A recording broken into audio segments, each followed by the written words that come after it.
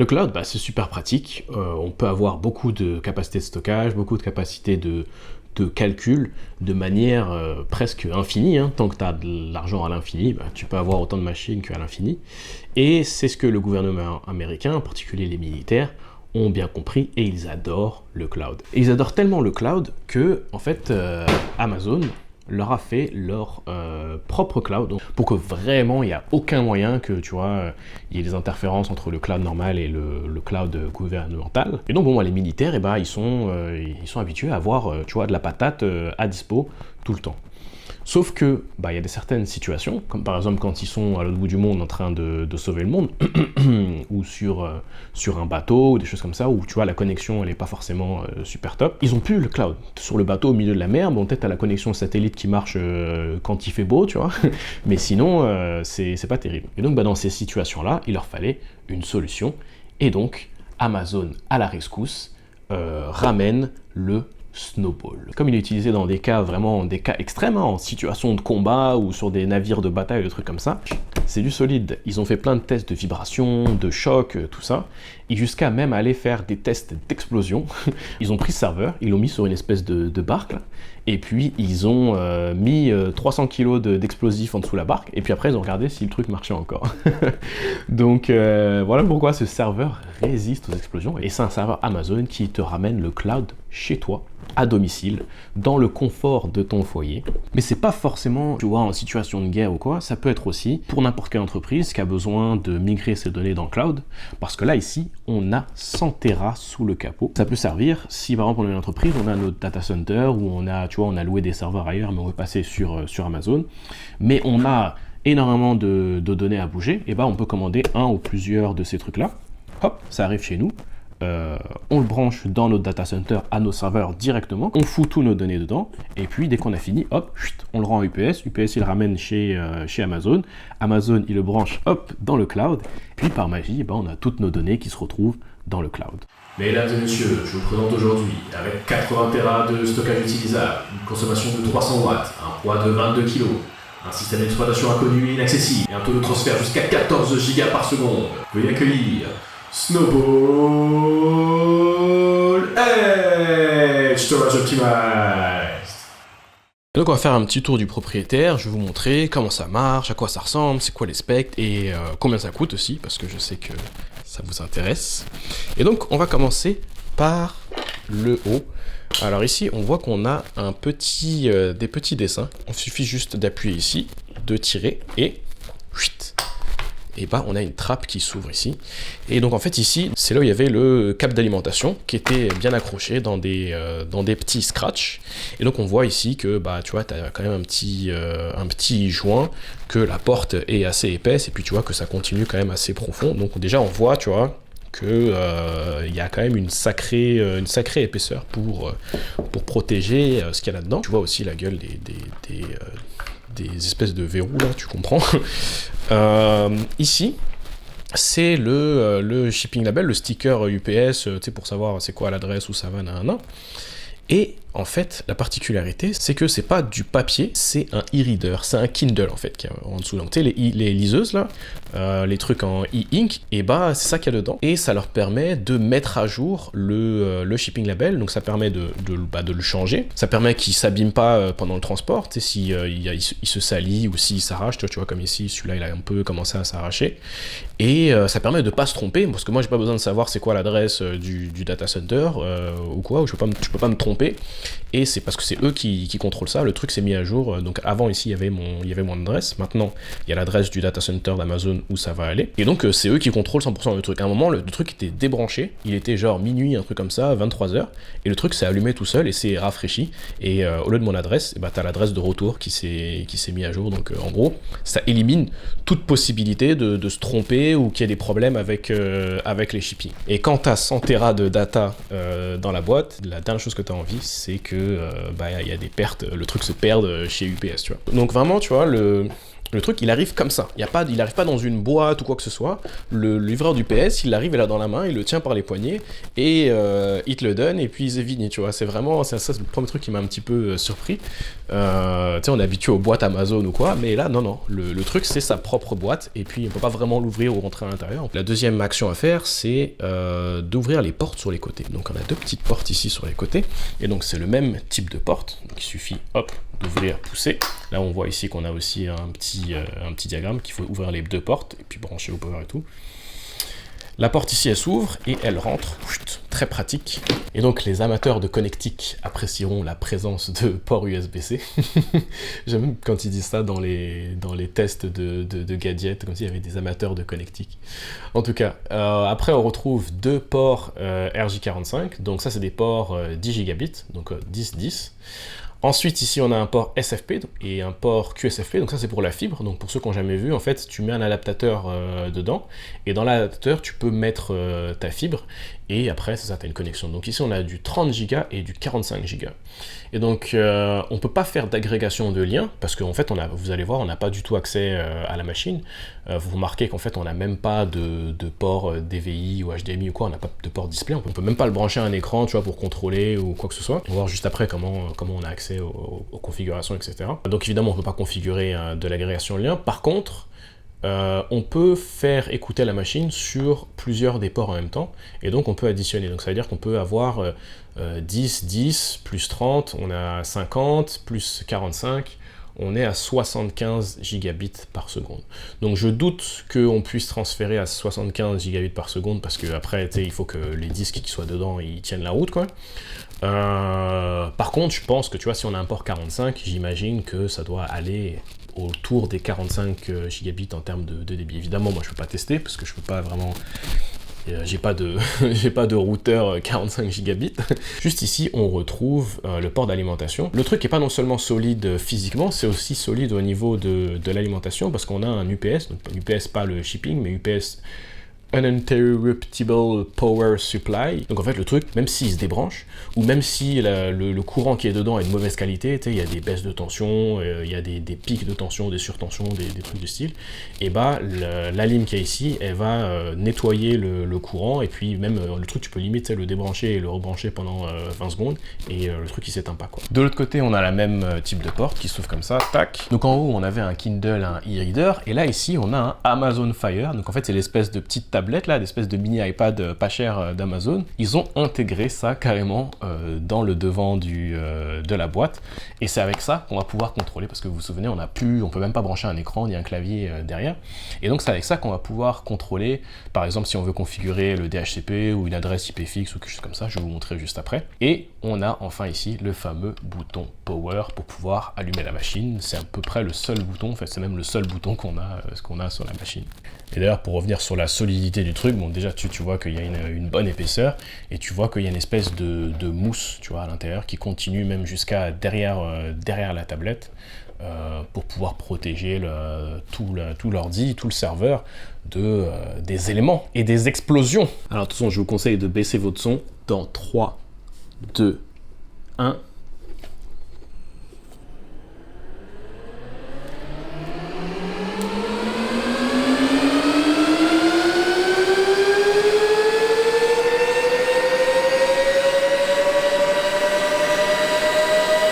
Décollage réussi. Voilà, c'est ça le bruit que ça fait. Pour ceux qui ne sont jamais baladés dans un data center, ça c'est le bruit de un serveur. Imaginez des centaines comme ça, le bruit que ça fait toute la journée. Ça c'est juste un seul. On voit aussi que là, on nous remercie d'utiliser la Snowball. Donc voilà, ça se calme un petit peu.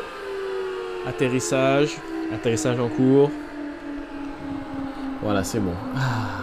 Donc ouais, le truc fait ça un bruit de fou là pendant 1 ou 2 minutes. Après, il se rend compte qu'il se passe pas il se passe rien d'incroyable. Donc une fois qu'il a fini sa séquence de boot, et bah le bruit devient gérable. Ça fait encore un peu de bruit, hein, mais ça va, on est loin du turboréacteur d'avion. Ok, donc là on a un petit tutoriel qui nous montre qu'il faut appuyer sur le bouton. Bon là on l'a déjà fait évidemment.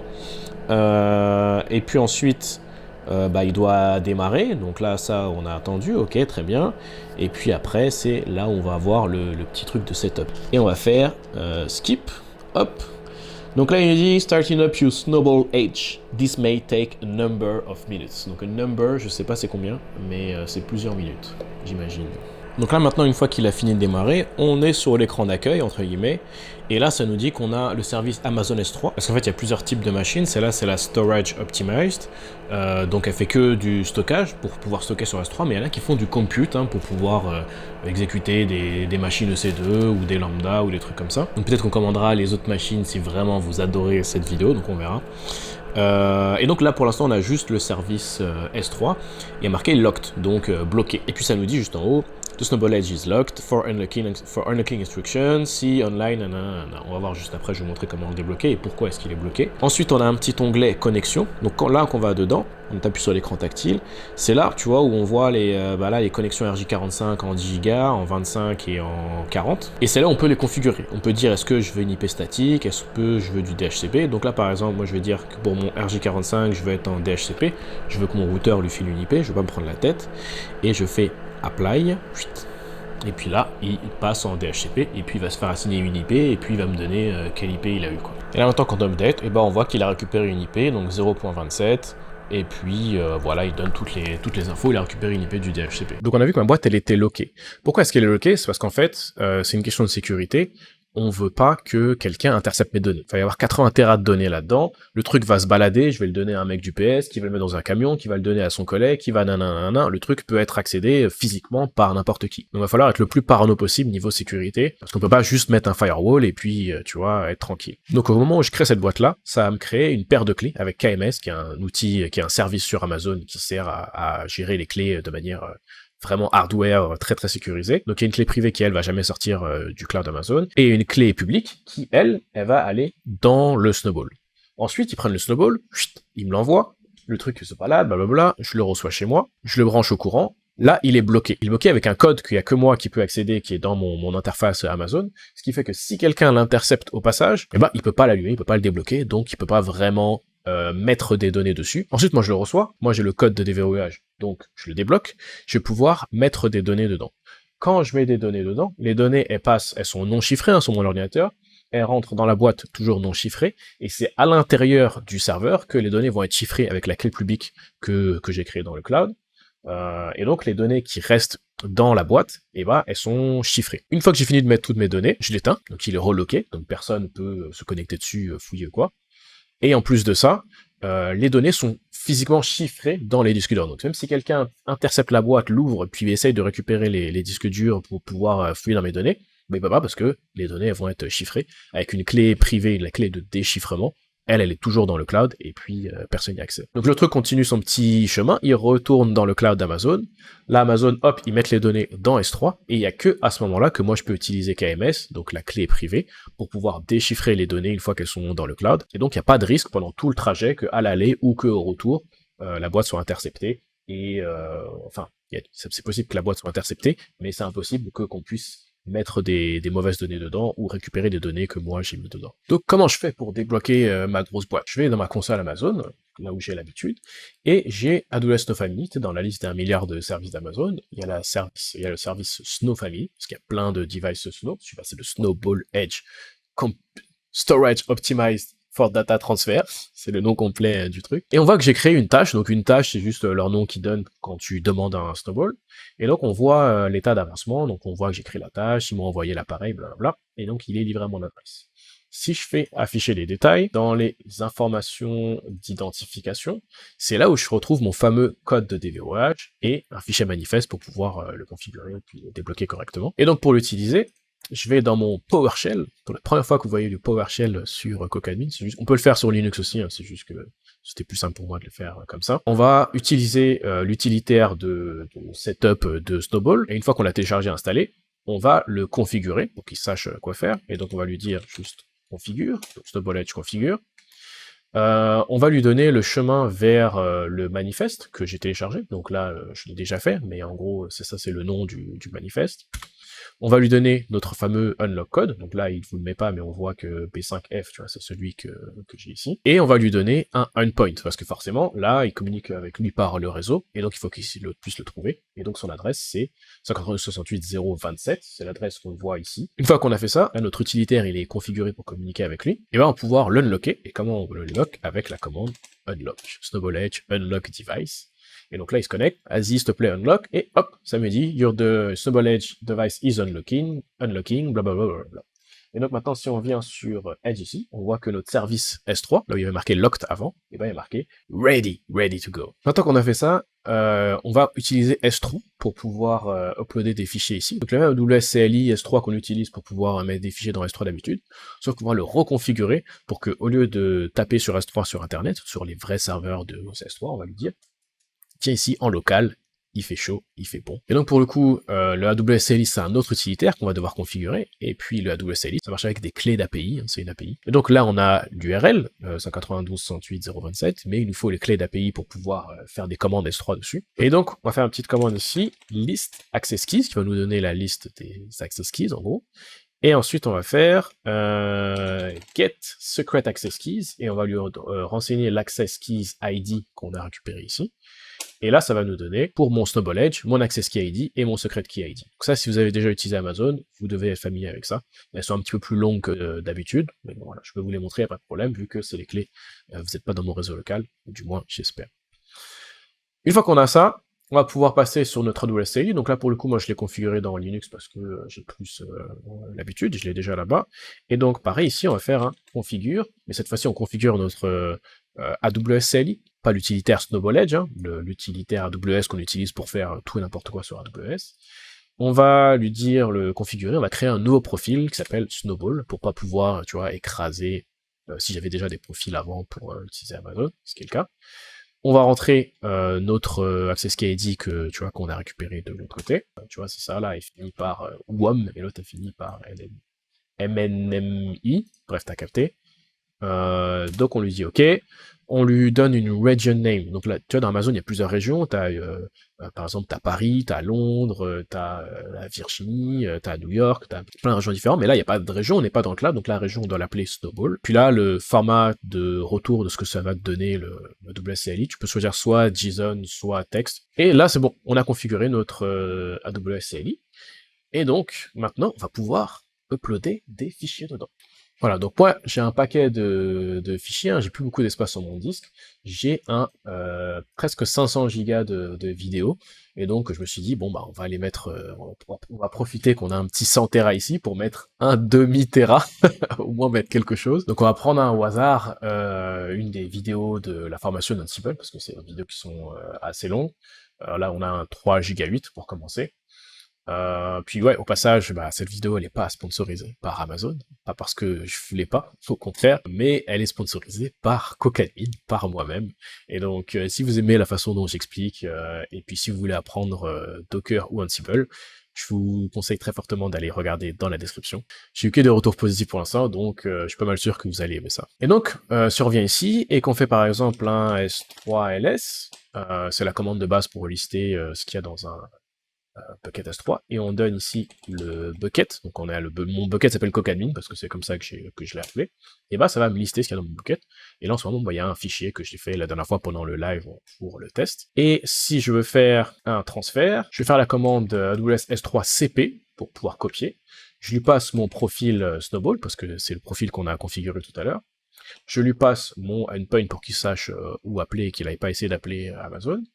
Ensuite, je lui passe ma source et ma destination. Donc ma source, c'est mon Ansible par 2.mov, entre guillemets, parce qu'il y a des espaces. Et puis, ma destination, c'est S3 2. Donc c'est le protocole, enfin pas le protocole, mais qui comprennent que ça aille sur S3, qui utilise le protocole HTTP S3, en gros, si ça fait du sens, qui le mettent dans le bucket Cocadmin et qui l'appelle Ansible 2-1.mov. Entrée. Et donc là, on est à 98, 100, 104, 107, 108 mégabits, 109. Waouh, ça monte encore. Oh, il t'appelait 110. Ouais, donc j'ai une connexion gigabit, hein, là ça passe dans mon routeur, donc forcément on est loin des 45 gigabits par seconde. Je fais avec ce que j'ai. Mais ça transfère mon petit fichier. Et là, on en est à 2.8 gigas sur 3.6, donc là, c'est déjà presque fini.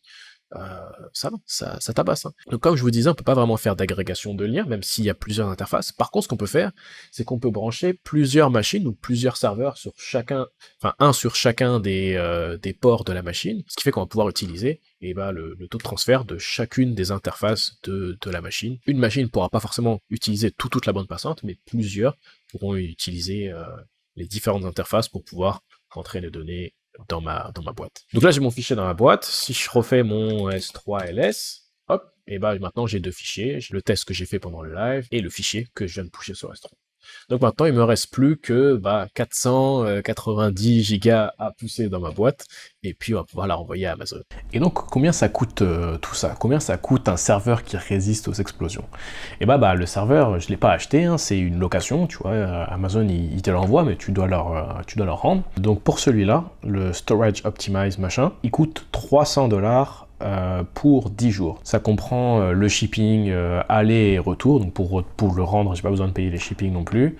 Ça comprend aussi que eux ils mettent les datas dans le cloud, ça comprend tout ça. Ça comprend pas si jamais je dois sortir des datas d'AWS. Donc évidemment ça les arrange pas, hein, parce que si je sors des datas de S3 pour les mettre dans mon data center, ça va peut-être dire qu'ils vont perdre, tu vois, ça veut peut-être dire que je sors du cloud. Donc là, du coup, ils te chargent. Mais quand c'est pour mettre des données dessus, là, c'est gratuit. Donc voilà. Et donc ça, c'est 300$ pendant 10 jours. Donc tu as le droit de le garder 10 jours. Après ça, si tu dépasses les 10 jours, donc là, c'est mon cas, j'ai dépassé de 2-3 jours pour pouvoir faire la vidéo, etc. C'est 30$ par jour supplémentaire de dépassement. Donc ça va assez vite. Mais ça, c'est si tout se passe bien.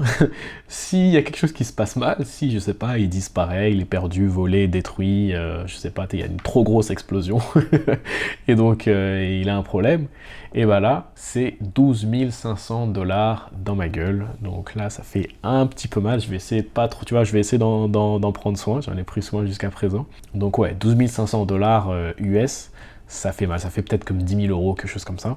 Donc voilà, je vais pas le jeter des escaliers pour voir s'il résiste bien au choc, je vais leur faire confiance. Donc je veux remercier aussi Sebsto qui travaille chez AWS, qui a réussi à m'avoir des petits crédits pour pouvoir faire cette vidéo, parce que sinon ça m'aurait coûté comme 400-500 balles, quelque chose comme ça. Je l'ai fait chier pendant ses vacances pour qu'il me donne des crédits Amazon, et puis finalement il était super sympa, et puis il s'est débrouillé pour m'avoir des crédits. Donc c'est un petit peu grâce à lui que ça m'a pas trop coûté d'argent. Et donc pour rappel, cette vidéo est pas sponsorisée par Amazon, même si je les aime bien. Elle est sponsorisée par moi-même, par Cocadmin, et donc allez voir dans la description, il y a un lien vers les formations que je fais. Il y en a une qui va arriver bientôt là sur Git. Pour l'instant, les seules qui sont, c'est Docker et Ansible, et donc si c'est des technos qui vous intéressent, et elles devraient vous intéresser normalement, je vous conseille d'aller jeter un œil. Salut, à plus.